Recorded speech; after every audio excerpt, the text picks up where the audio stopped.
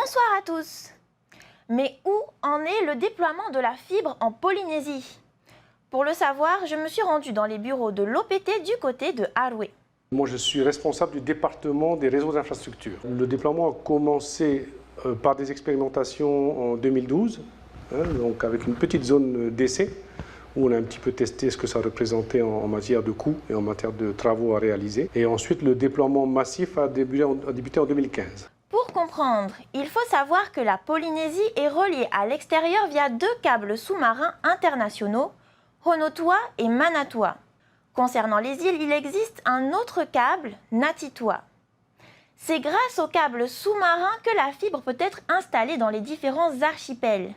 Ngatitua dessert pas moins d'une vingtaine d'îles et attention, ce n'est pas terminé. Il y a un câble qui s'appelle Ngatitua Sud, qui est le dernier en date des projets, qui va commencer à être posé tout début d'année prochaine. Donc ce câble-là, il fait Tahiti, Rutu et Tupuai.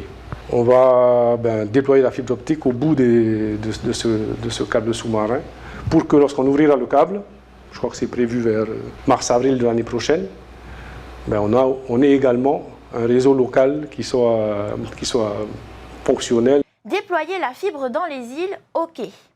Mais la fibre est-elle disponible partout sur l'île de Tahiti? La réponse est non.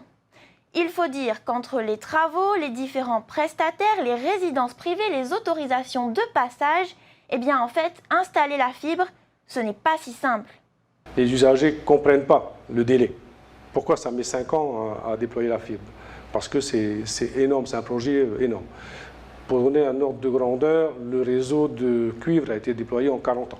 Et là, on se propose de déployer le réseau de fibre en 10 à 12 ans. Alors, il y a des quartiers dans Papeete qui ne sont pas encore faits, parce qu'on tombe sur un tas de problèmes dans le déploiement la liste est innombrable. C'est les autorisations de passage, les gens qui ne veulent pas qu'on passe chez eux parce que le câble les gêne, les autorisations avec les administrations du pays, l'équipement, les communes.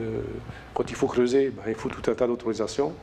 Il faut bloquer la route, et tout ça, c'est une mécanique qui est très très lourde, beaucoup de contraintes. On a toujours l'impression qu'on peut aller vite, juste tirer un câble, mais en fait, avant de tirer le câble, des fois, il faut 3 mois, 6 mois pour commencer. La crise liée au Covid a entraîné un retard de déploiement de la fibre en Polynésie. De 6 à 7 000 lignes installées chaque année, nous sommes passés à moins de 5 000. Par exemple, aujourd'hui, là, j'ai des commandes de fibre optique dont les délais de livraison ont été doublés.